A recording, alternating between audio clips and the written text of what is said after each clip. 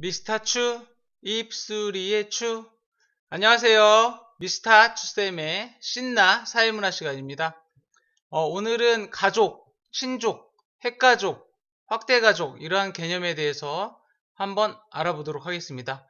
우리의 생활과 굉장히 밀접한 관련이 있고 여러분들이 알아두면은 상식이 되기 때문에 즐겁게 공부를 할 수 있으리라고 생각을 합니다. 자, 그러면 오늘도 시작해 봅시다. 자, 먼저 가족, 친족, 가족의 의미에 대해서 한번 알아보도록 하죠. 자, 가족이라고 하는 거는 여러분들의 사회 집단, 그 다음에 사회 조직 배울 때 이 가족은 어디에 포함이 된다고 했죠? 가, 또, 지. 뭐 이거 기억이 납니까? 기억이 나야 돼. 그래서 가족은 여러분들의 사회 집단이고, 그치? 2인 이상 지속적인 상호작용을 한다. 일정한 기간 동안. 그리고 그 소속감이 있죠. 그리고 이제 1차 집단이라고 하는 거는 1차적 관계를 맺는다. 편안하고 목적이 없는 그런 순수한 만남. 그러한 것들이 이루어지기 때문에 1차 집단이고, 가족은 사람들이 인위적으로 만든 거야, 안 만든 거야? 인위적으로 안 만든 거죠? 우연히 발생된 거잖아? 그러니까 공동사회다. 그래서 가족은 사회 집단이면서 1차 집단이면서 공동사회다라는 것을 잠깐 복습을 해봤습니다. 좁은 의미, 가족의 의미에는 좁은 의미하고 넓은 의미가 있는데 좁은 의미를 한번 보죠. 자, 가족의 좁은 의미는 법적으로 이루어진 그런 관계야. 그래서 혼인, 혈연, 입양의 관계로 맺어진 동일 호적 내의 친족 집단을 우리는 뭐라고 한다고? 가족이라고 한다는 거죠. 자, 근데 요즘에 사회가 다원화되면서 이제 넓은 의미의 가족들이 많이 등장하고 있습니다. 그래서 이 넓은 의미의 가족은 스스로 가족이라고 생각하면서 일반적인 가족의 임무를 수행하는 2명 이상의 생활 공동체다. 피가 섞이진 않았지만, 결혼을 하지 않았지만 같은 공감대가 있고 같은 고통을 겪고 있거나 그런 사람들이 마음이 맞아서 그냥 가족처럼 지내는 거, 이것이 바로 넓은 의미의 가족이 되겠습니다. 그래서 뭐 카멜레온을 같이 키우는 사람들끼리 같이 살아. 카멜레온을 너무 사랑해. 그래서 뭐 같은 집에서 살면서 카멜레온들과 같이 사는 가족이 있을 수도 있고, 또 대표적인 거는 그 일제시대 때 정신대 피해 할머니들께서 이제 그 일본에서 그런 고통을 당하시고 우리나라에 다시 돌아오셨을 때 옛날에는 뭐 정조, 정절 이런 거를 굉장히 중시해서 차마 가족품으로 다시 돌아갈 수가 없으셔가지고 이제 할머니들끼리 같이 모여서 이제 사는 그 나눔의 집. 지금 나눔의 집이 있죠. 그래서 이러한 집단들이, 이러한 공동체가 넓은 의미의 가족이 될 수 있겠다라는 거죠. 정말 일본 놈들은 정말 빨리 사죄를 해야 됩니다. 이제 얼마 안 남으셨죠? 이제 계속 돌아가셔가지고 정말 안타깝게 생각을 합니다. 자, 그래서 가족의 의미는 좁은 의미와 넓은 의미가 있다라는 거 여러분들 꼭 기억을 하시기 바라겠습니다. 자, 가족의 종류에 대해서 한번 알아보죠. 자, 가족의 종류는 일단 구성원의 숫자에 따라서 분류할 수가 있겠습니다. 그래서 여러분들 소가족이라고 하면 보통 2명에서 4명이 살면 소가족이라고 할 수가 있고, 대가족은 큰 가족이죠. 그래서 이 대가족은 5명 이상이면 대가족이다. 구성원이 몇 명이냐에 따라서 소가족과 대가족으로 나눌 수 있다는 거 여러분들 기억을 하시고, 여러분들 착각하는 거는 혼자 사는 거는 가족입니까? 나 혼자 사는데 막 가족이라고 그래? 나 혼자 어디 여행 가면 가족 여행 가는 거야?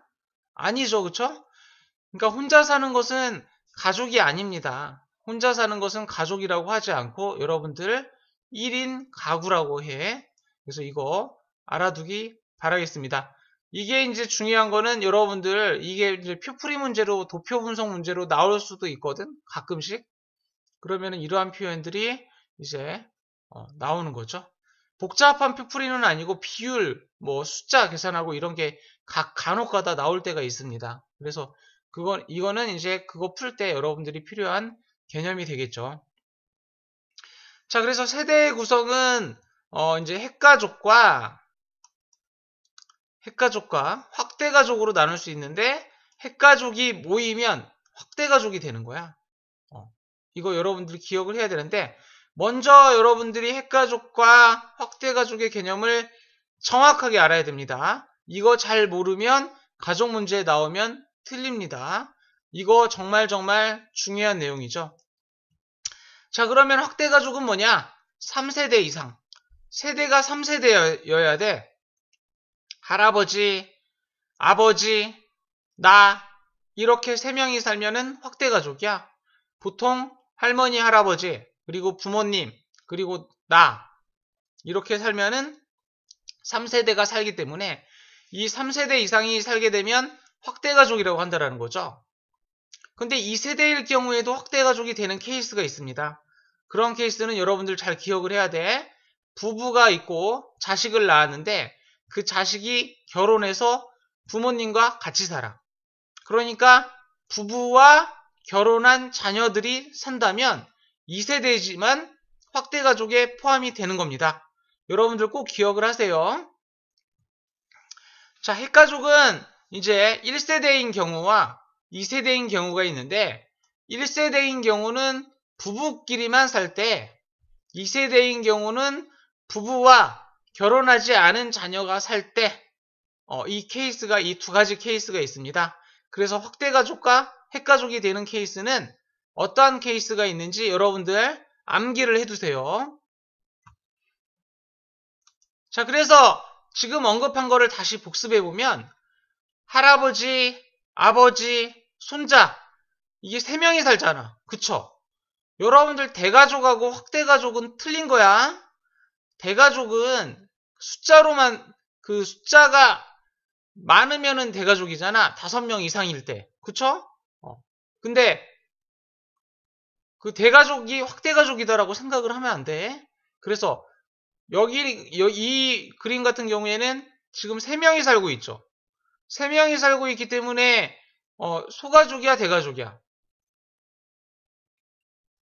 이런 경우는 인원수가 3명이기 때문에 소가족에 속하지만 세대가 할머니 세대, 아버지 세대, 손자 세대, 이 세대가 3세대이기 때문에 확대가족이라고 보셔야 됩니다. 근데 소가족이야. 이런 케이스는 소가족이면서 확대가족이다. 그런데 아버지하고 어머니하고 너무너무 사랑하셔가지고 13명의 자녀를 낳았어. 그러면은 숫자가 겁나 많잖아. 가족에. 그러면은 숫자가 5명 이상이니까 대가족이죠. 대가족인데 여러분들 부부와 자녀가 사는 2세대이기 때문에 이거는 핵가족입니다. 그래서 이런 케이스는 대가족이면서 핵가족인 케이스다. 그래서 여러분들 대가족, 확대가족, 소가족, 핵가족 이거 헷갈리면 안 돼. 별개의 문제입니다. 알겠죠? 여러분들 잘 이해를 했을 거라고 생각을 합니다. 자, 그래서 확대가족과 핵가족의 개념에 대해서 알아봤고 여러분들 확대가족의 가족과 핵가족이 생긴 배경과 장단점에 대해서 한번 알아보도록 하죠. 자, 배경은 확대가족은 전통 농경사회이다 보니까 노동력 확보가 굉장히 중요한 거야. 그래서 자식도 많이 낳는 게 좋았겠죠? 근데 일을 해야 되기 때문에 아들을 낳기를 원했겠어? 딸을 낳기를 원했겠어? 아들을 낳기를 원했죠. 그때부터 이때 이 배경이 이제 남아선호 사상의 배경이 되었다라는 거죠.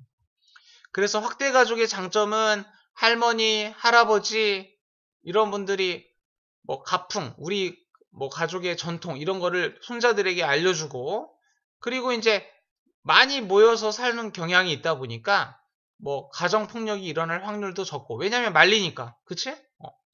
보는 눈이 되게 많으니까 말리죠 그치? 그래서 가족의 보호 기능이 굉장히 증대되고 그러한 경우가 이제 장점이 될 수 있겠다.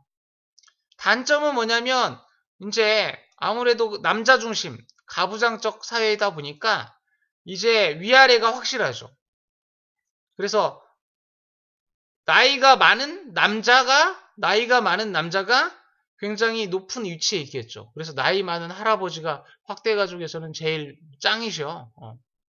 그래서 단점으로는 수직적이고 나이가 많은 걸 많이 따지고 남성 우월주의가 좀 약간 있다. 남성 우월주의가 있다라는 거 여러분들 확대가족의 단점이 되겠습니다. 핵가족은 배경은 뭐야? 산업화, 기계화되면서 이제 사람들이 도시로 몰리는 거죠. 근데 도시는 땅값이 비쌉니까? 쌉니까? 땅값이 비싸단 말이야. 비싸죠. 그러니까 굉장히 식구들이 많이 모여서 살면 넓은 땅과 넓은 집이 필요한데 도시에서 어떻게 비싸게 그런 데서 살 수가 있습니까? 그러다 보니까 이동이 편리한 핵가족화 되었다라는 거죠.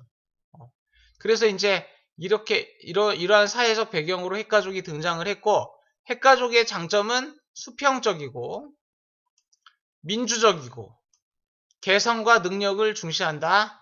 그래서 뭐 업무도 남자 여자 이렇게 구분하지 않죠. 맞벌이를 많이 하니까. 그래서 이러한 게 이제 장점이 되겠고, 또 핵가족은 이제 확대 가족에 비해서 뭐 아이들을 돌봐줄 그런 가족들이 없다 보니까 비행 청소년이 증가할 가능성이 높고, 그리고 이제 독거노인이 또 많이 생기겠죠.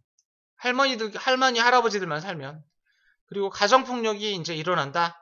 이러한 경우는 뭐 어떤 아버지가 좀 미친 아버지야. 그래가지고 맨날 술 먹고 막 엄마 막 묶어놓고 막 때리고 막 그러면은 말릴 사람이 없잖아. 핵가족은 별로 같이 모여서 많이 그 구성원들이 숫자가 적다 보니까 확대가족처럼 이렇게 보는 눈이 많은 것도 아니기 때문에 가정폭력이 오히려 증가할 수 있다라고 하는 그러한 부작용이 있겠죠. 그래서 이것이 핵가족의 단점이 되겠다라는 거죠. 자, 근데 가끔가다 아주 공부를 열심히 하는 친구들은 이렇게 선생님한테 물어봅니다. 선생님, 그러면 형제, 자매, 남매끼리 사는 경우에는 이거는 확대가족입니까? 핵가족입니까? 애매모호하죠? 이런 경우는 여러분들 기타 친족 가족이라고 그래. 기타 친족 가족. 그래서 이렇게 분류를 하고, 형제, 자매, 남매끼리 사는 경우는 그냥 반개가족이라고 여러분들이 알아두면 되겠고, 그 다음에 이제 아버지가 안 계시고 어머니가 안 계신 상태에서 조부모와 손자녀가 같이 사는 케이스도 기타 친족 가족으로 이제 분류를 하고 조선 가정이라고 합니다. 조부모와 손자가 같이 사는 가정이다. 그래서 여러분들 이거는 참고적으로 알아두기 바라겠습니다. 자, 그러면 여러분들 친족에 대해서 한번 알아볼까요? 친족은 뭐냐면 가족이 확대되면 친족이 되는 겁니다. 가족이 확대되면 친족이 된다. 그래서 과거에는 남성 위주의 가부장적 사회였기 때문에 그 아버지 쪽 팔촌, 모계 쪽으로는 사촌 이렇게 그 구분이 되었는데, 여러분들 촌수 따지는 거는 선생님한테 그냥 따로 질문을 하면 선생님이 알려주겠습니다. 그런 거는 시험에 잘 안 나오기 때문에 여기서는 설명을 생략을 하도록 하고, 과거에는 북에 아버지 쪽으로 팔촌, 목에 사촌까지 이렇게 했는데, 엄마 쪽은 이제 그 촌수가 이제 범위가 적었는데, 오늘날에는 남녀평등 사상에 의해서 북에 목에 모두 팔촌 이내까지가 친족의 범위다라고 생각을 하는 거죠. 그래서 이제 가족의 기능, 가족의 기능 및 그 기능에 대한 변화에 대해서 한번 알아보죠. 자, 가족의 기능은 전통적 기능을 보면은 구성원이 이제 재생산되는 거야. 가족의 가장 기본적인 거죠. 가장 중요하기도 하고. 그래서 가정이 만들어지면 구성원이 재생산된다. 출산이 이루어지죠. 근데 오늘날에는 사람들이 좀 시대가 어렵다 보니까 결혼도 좀 미뤄지고 출산율도 많이 떨어진다라는 거죠. 선생님도 많이 반성하고 있습니다. 자, 그 다음에 양육 및 사회화 기능이 옛날에는 가족에서 다 이루어졌어. 그래서 또 지는 1차적 사회화 기관이었잖아. 기본적인 거 배우는 기관인데, 이 양육 및 사회화 기관이 옛날에는 가족이 다 했는데, 오늘날에는 이 기능이 2차 사회화 기관으로 넘어갔다라는 거죠. 이해가 됩니까? 그리고 옛날 그 전통적 기능에서 이제 성적 규제가 좀 심했죠. 이제 이거는 뭐냐면 남자는 씩씩해야 되고 여자는 정절을 지키고 조신해야 된다.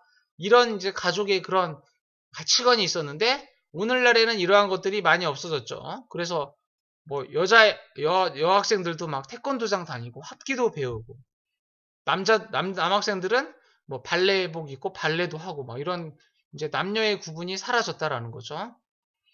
경제적 기능은 뭐냐면 생산과 소비가 동시에 이제 이루어지는 거죠. 생산과 소비가 동시에 이루어지기 때문에 자급자족 시대였기 때문에 생산을 하는 동시에 소비도 같이 이루어졌다. 그런데 오늘날에는 가정에서는 소비만 하죠. 그치? 집에 돌아가면 돈만 쓰지. 그리고 생산은 직장에 와서 벌어야 되고. 그치? 생산은 기업에서 이루어진다. 그리고 오늘날 옛날과 뭐 오늘날 똑같이 가족은 여가와 오락의 기능을 이제 갖는 그런 중요한 역할을 하고 그 다음에 성적 욕구를 충족한다라는 거죠. 그래서 가족 안에서는 합법적인 성관계가 허용이 된다라는 거죠. 그래서 가족 이외에 그런 곳에서 성적인 관계를 갖고 그러면 비난의 대상이 되고 도덕적인 질타를 받고 그러죠. 간통죄가 지금 사라졌다고는 하는데 그 간통죄가 없어졌다고 해가지고 막 그렇게 하면 안 되죠. 그 성은 가족 안에서만 이루어질 때 아름다운 거겠죠.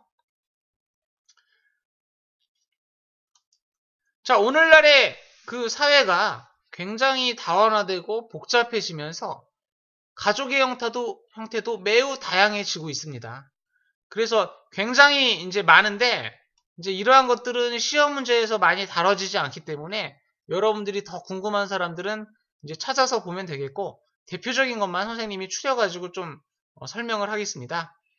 수정확대 가족은 이제 뭐냐면 결혼한 자녀가 부모의 집 근처 부모가 백사동에 살면은 자녀는 백오동에 살아.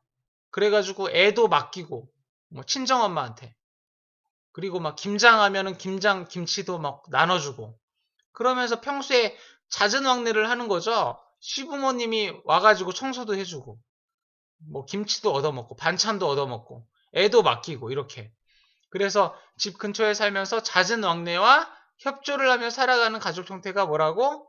수정확대 가족이다.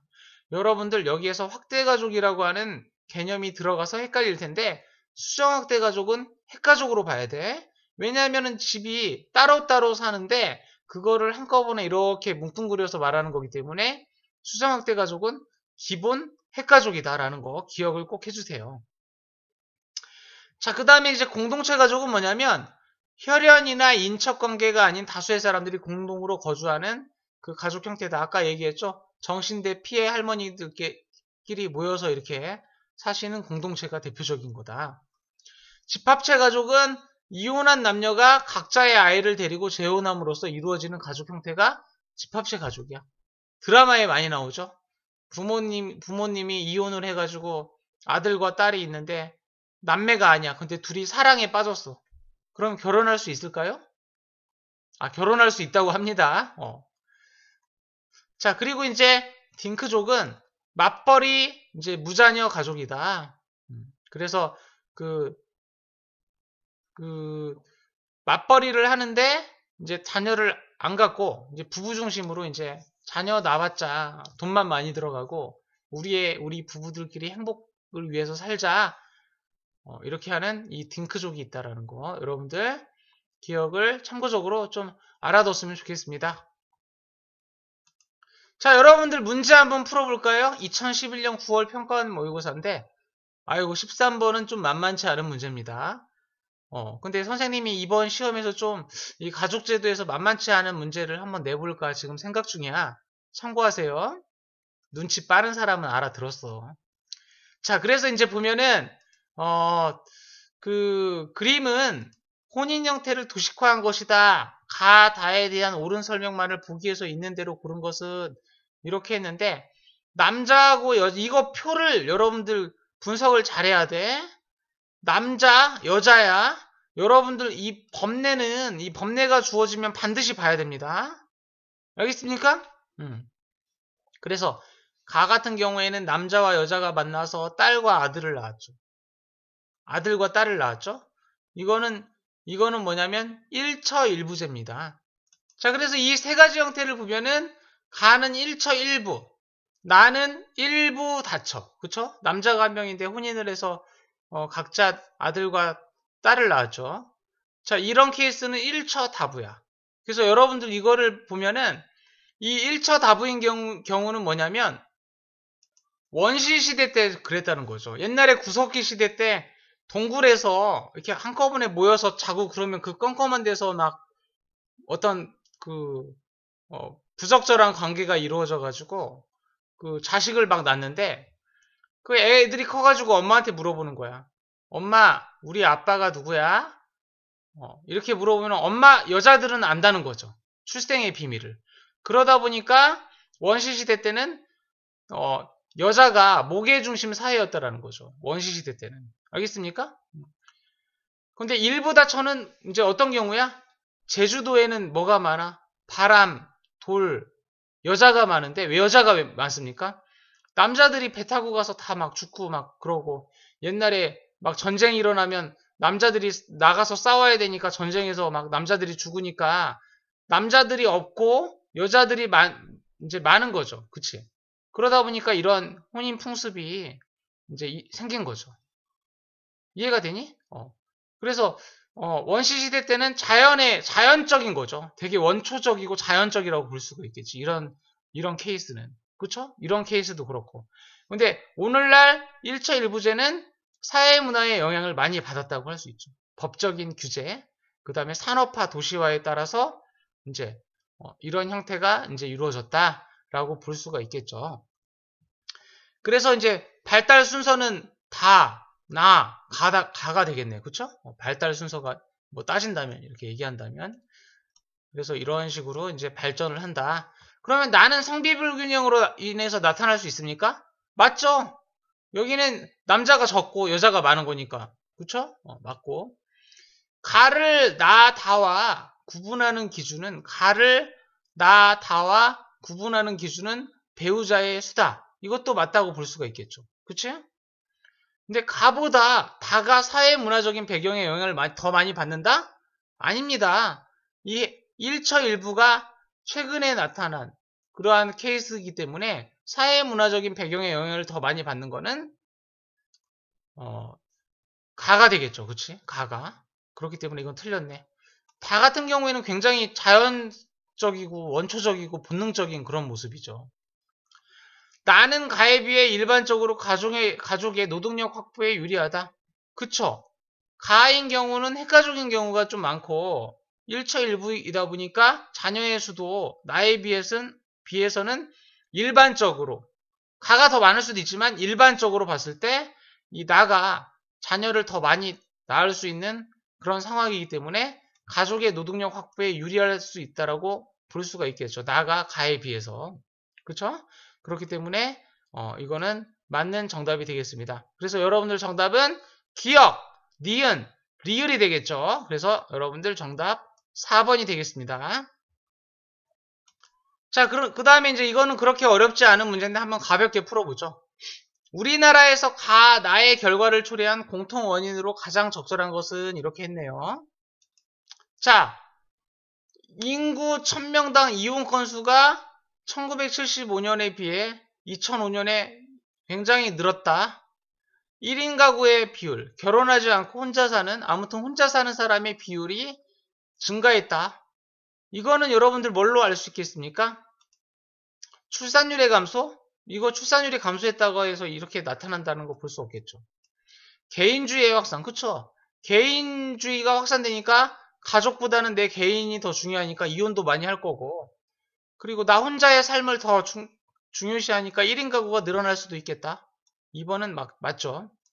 가부장제의 강화는 여러분들 여기 이거하고는 적용시키기가 어렵고, 초혼 연령이 상승하면은 결혼을 이제 처음 하면은 이제 더 늘어나지. 아니, 더 감소하지 1인 가구가. 그쵸? 그렇기 때문에 틀렸고. 가족의 사회화 기능이 강화된다? 이거는 뭐 전혀 관계가 없는 거죠. 가족이 지금 없잖아. 가족이 지금 해체되는 경향이 있죠. 그렇기 때문에 5번도 틀렸습니다. 그래서 여러분들 이 문제의 정답은 2번이 되겠습니다. 자, 여러분들 가족, 친족에 대해서 한번 알아봤는데 이해가 됩니까? 이것은 사회문화에 뭐 시험 문제에 나온다는 그것도 중요하지만 여러분들 상식적으로 알아야 되는 사항들이기 때문에 여러분들 그냥 상식적으로 안다 하면서 이제 쉽게 접근을 했으면 좋겠습니다. 자, 오늘도 너무 수고했고, 선생님은 잠깐 점심 식사하고 이어서 다음 분량 촬영하도록 하죠. 강의 듣느라고 고생 많았습니다. 자, 안녕!